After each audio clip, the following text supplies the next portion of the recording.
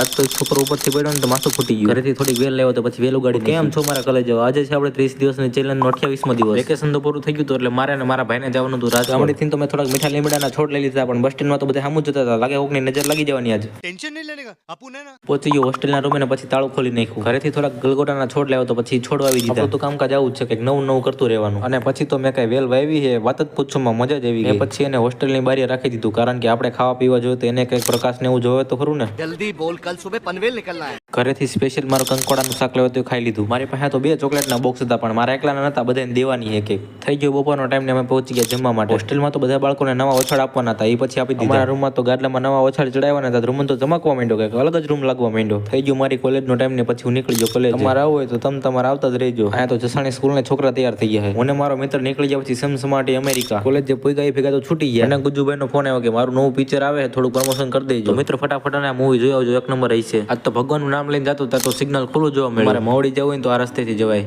કોલેજથી જેવું તેવું ભણીને આવી ગયું હોસ્ટેલે. અહીંયા તો આપણા વિશ્વજીતભાઈ બેઠા હતા. મને જોઈને તો પછી ઉભા થઈ ગયા. તો મિત્રો આ ચેલેન્જ પૂરી થાય એટલે આપણે બીજી ચેલેન્જ લેવાના. એમાં કેટલા ફોલોઅર્સ પૂરા કરવાની ચેલેન્જ લેવાય તમે કોમેન્ટ કરી નાખજો. તો મળીએ મિત્રો નવા વ્લોગમાં, ત્યાં સુધી બાય બાય.